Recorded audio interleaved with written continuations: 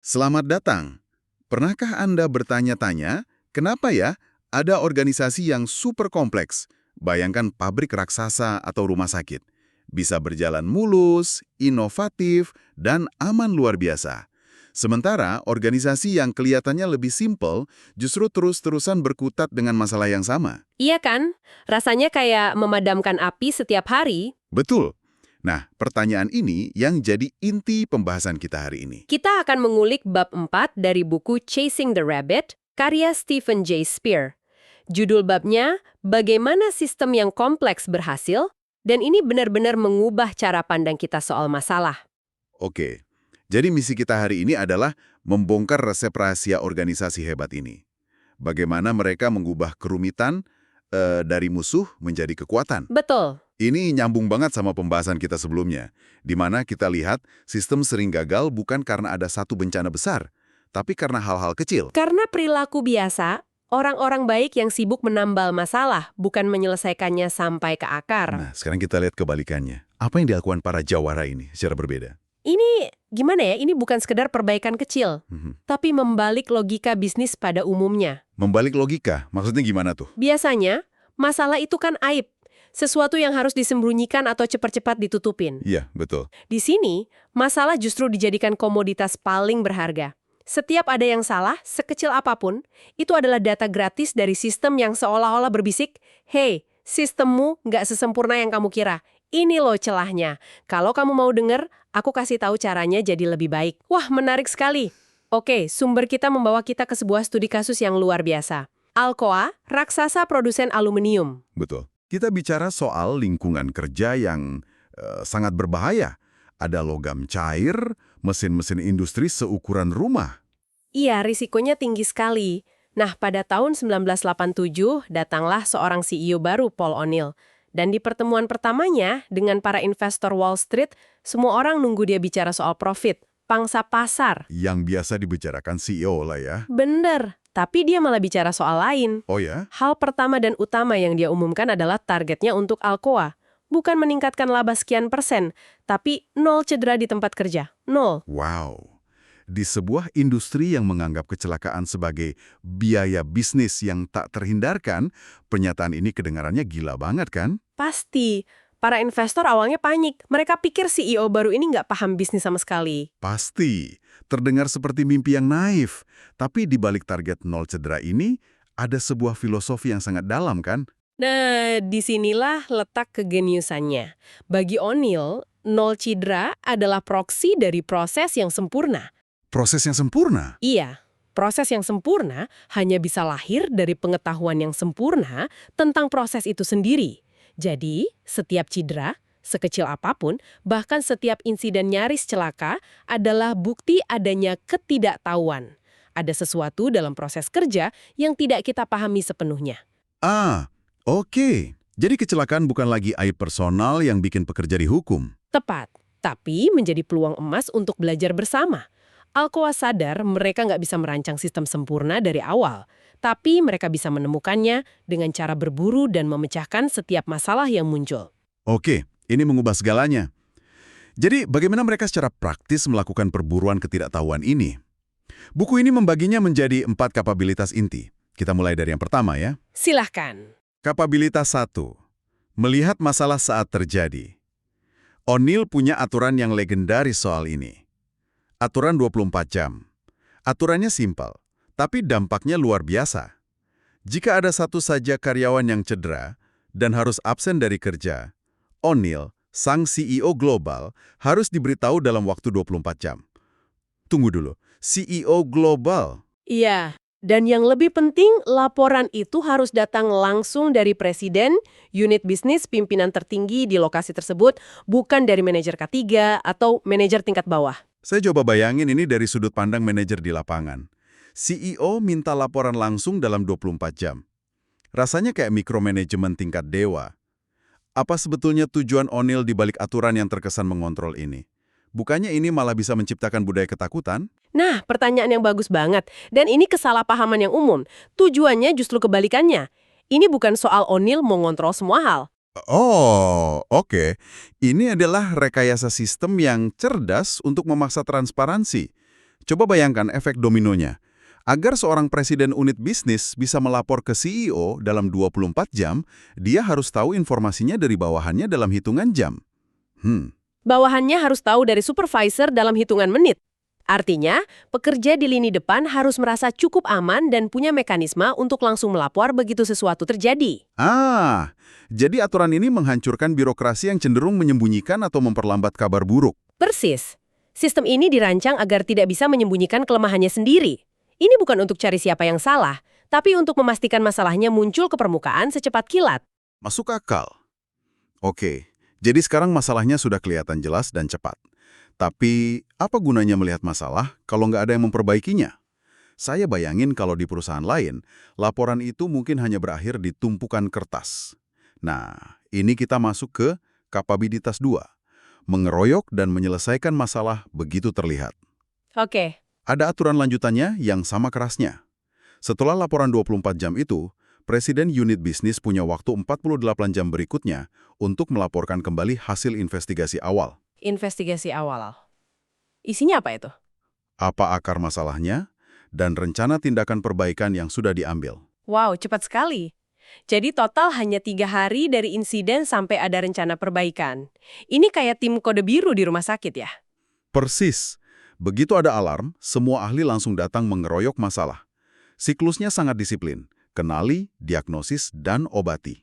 Dan mereka nggak dibiarkan sendirian. Maksudnya, Alcoa membangun sumber daya ahli untuk mendukung ini. Ada lapisan ahli keselamatan, kesehatan, dan lingkungan atau EHS di tingkat pabrik lokal, unit bisnis, bahkan sampai korporat pusat. Tim-tim ini kayak pasukan khusus yang siap diterjunkan kapanpun dibutuhkan. untuk membantu tim lokal melakukan analisis akar masalah yang mendalam. Betul. Jadi ini bukan sekedar pasang plester, tapi benar-benar operasi bedah untuk mengangkat penyakitnya sampai tuntas. Ini terdengar sangat intens dan efektif untuk satu lokasi. Tapi Alcoa kan perusahaan global, pabriknya di mana-mana. Saya jadi mikir, gimana caranya sebuah perbaikan cerdas di satu pabrik di Iowa misalnya, bisa mencegah kecelakaan serupa di pabrik lain di Australia? Pertanyaan bagus. Gimana pengetahuan itu nggak terkunci di satu tempat kan? Ya, ini membawa kita pada kapabilitas yang mungkin paling strategis. Kapabilitas 3, menyebarkan pengetahuan baru yang dihasilkan. Buku ini menekankan sebuah poin krusial. Apa itu? Alcoa nggak bisa memonopoli bauksit, bahan baku aluminium, atau listrik. Itu semua komoditas. Pesaing bisa beli. Tapi ada satu hal yang bisa mereka ciptakan dan miliki secara eksklusif. Yaitu, Pengetahuan mendalam tentang proses produksi mereka yang nggak dimiliki pesaing manapun. jadi setiap kali mereka memecahkan satu masalah, mereka sebenarnya sedang menciptakan aset intelektual baru. Tepat sekali. Mereka membangun sebuah basis data terpusat. Di situ, setiap insiden, investigasi, dan solusi yang ditemukan di seluruh dunia dicatat dan dibagikan. Oh, jadi semua orang bisa lihat. Semua orang. Solusi untuk masalah selip karena tumpahan oli di satu pabrik menjadi standar operasional baru untuk semua pabrik. Perbaikan desain mesin di satu lokasi jadi spesifikasi wajib untuk pembelian mesin baru di lokasi lain. Dengan cara ini, pengalaman satu individu atau satu tim kecil diubah jadi kecerdasan kolektif seluruh organisasi. Dan Alcoa tidak hanya belajar, tapi ia belajar secara eksponensial. Luar biasa. Sistem yang belajar dengan sendirinya. Tapi, ketika kapabilitas ini melihat, menyelesaikan, dan menyebarkan, kedengarannya bagus di atas kertas. Tapi pasti butuh kepemimpinan yang sangat kuat untuk membuatnya jadi budaya. Nah, ini dia bagian di mana karet bertemu dengan aspal. Ini membawa kita ke kapabilitas 4, memimpin dengan mengembangkan 3 kapabilitas sebelumnya. Betul. Peran seorang manajer di Alcoa dirombak total. Mereka bukan lagi sekedar bos yang memberi perintah atau penyalur informasi dari atas ke bawah. Lalu, jadi apa? Tugas utama mereka adalah menjadi guru dan pelatih.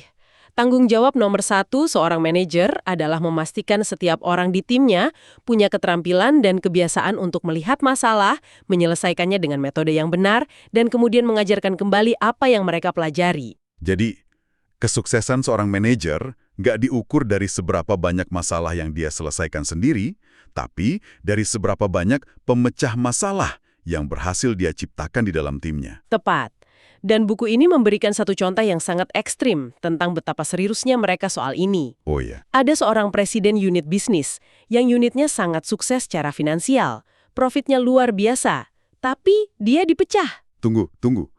Dia dipecah bukan karena unitnya rugi. Bukan, malah sebaliknya lagi untung-untungnya. Lalu kenapa? Dia dipecat hanya karena ada insiden kecil di mana beberapa pekerja merasa mual, dan insiden itu tidak dilaporkan, tidak diinvestigasi, dan solusinya tidak dibagikan. Gila. Itu sinyal yang luar biasa kuat ke seluruh organisasi. Tepat.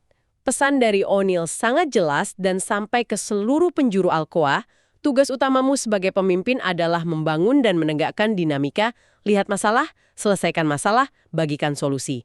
Jadi, kinerja finansial yang hebat itu adalah hasil dari proses yang hebat, bukan tujuan yang dikejar secara terpisah. Persis. Dengan memecat manajer itu, O'Neill membuktikan bahwa sistem dan budaya ini adalah prioritas nomor 1. Tanpa kompromi. Gila, ini benar-benar menempatkan uang di tempat yang benar, sesuai dengan perkataannya. Lalu, setelah bertahun-tahun fokus yang obsesif pada keselamatan ini, apa hasil akhirnya? Oke, mereka jadi super aman. Tapi, apakah ini cuma soal K3? Bagaimana dampaknya ke bisnis? Hasilnya melampaui ekspektasi semua orang. Pertama, soal keselamatan. Selama 20 tahun, tingkat cedera yang menyebabkan kehilangan hari kerja anjlok dari 2% per tahun menjadi hanya 0,07%. Wow, bagi seorang pekerja, ini berarti probabilitas mengalami cedera serius selama 25 tahun karir turun dari 68% menjadi kurang dari 2%. Itu perubahan yang menyelamatkan hidup. Itu angka yang luar biasa, tapi bagaimana dengan sisi bisnisnya? Apakah fokus pada keselamatan ini justru mengganggu produktivitas? Justru disinilah keajaibannya terjadi. Dengan berburu ketidaktahuan proses yang menyebabkan risiko keselamatan, mereka secara tidak sengaja, tapi sistematis, juga memberantas masalah lain. Seperti inefisiensi, pemborosan, dan kualitas produk yang buruk. Mereka sadar bahwa mereka tidak mengelola keselamatan, kualitas, atau biaya secara terpisah. Mereka hanya mengelola satu hal, proses. Dan ketika prosesnya membaik, semua metrik kinerja ikut membaik secara otomatis. Betul sekali. Adakah contoh spesifik dari buku ini bagaimana perbaikan keselamatan bisa mendongkrak profit? Tentu, ada contoh dari pabrik di Cressona, Pennsylvania. Lewat sebuah investigasi masalah, mereka mendesain ulang alur kerja untuk mengurangi resiko cedera punggung. Oke. Hasil sampingannya, alur kerja baru itu ternyata juga menghilangkan banyak gerakan yang nggak perlu, dan produktivitas di 2 lini produksi itu melonjak 87%. 87%, wah! Contoh lain, di pabrik Davenport, Iowa, sebuah investigasi nyaris celaka mengungkapkan masalah pada sistem penyimpanan inventaris mereka. Setelah diperbaiki, mereka berhasil mengurangi tumpukan inventaris senilai $1 juta. $1 juta. Dan menambah waktu produksi mesin yang produktif senilai $500.000 per bulan. Semua berawal dari masalah kecil yang mereka tanggapi dengan serius. Jadi, apa artinya semua ini untuk Anda yang mendengarkan? Menurut saya, pelajaran terbesar dari kisah Alcoa adalah bahwa mengelola sistem yang kompleks nggak harus selamanya berada dalam mode tambal sulam dan pemadaman kebakaran. Iya, betul. Kesuksesan sejati datang dari sebuah pendekatan yang disiplin dan tak kenal lelah terhadap penemuan. Penemuan kelemahan dalam sistem kita sendiri. Dan ini soal mengubah cara kita memandang masalah. Masalah bukanlah tanda kegagalan pribadi atau sesuatu yang memalukan. Melainkan, Masalah adalah sinyal dari sistem bahwa ada peluang untuk belajar dan tumbuh menjadi lebih baik. Ini tentang membangun budaya di mana orang merasa aman secara psikologis untuk menunjuk adanya masalah, merasa ada urgensi untuk menyelesaikannya bersama-sama, dan merasa punya kewajiban untuk membagikan pengetahuan baru yang didapat. sebagai penutup, kami ingin meninggalkan Anda dengan satu pemikiran dari sumber ini. Paul O'Neill percaya bahwa kekuatan seorang pemimpin untuk menciptakan kekuatan konstruktif jauh lebih sulit untuk dimobilisasi daripada kekuatan untuk menghancurkan. Menghancurkan bisa dilakukan sendirian ya. Betul. Tapi penciptaan, perbaikan dan inovasi adalah usaha kolaboratif yang membutuhkan seluruh tim. Dengan pemikiran itu, coba Anda renungkan sejenak organisasi atau sistem tempat Anda berada saat ini. Entah itu di pekerjaan, komunitas, atau bahkan keluarga. Bagaimana masalah diperlakukan di sana? Anda mulai lakukan besok untuk sedikit menggeser dinamika itu ke arah yang lebih konstruktif.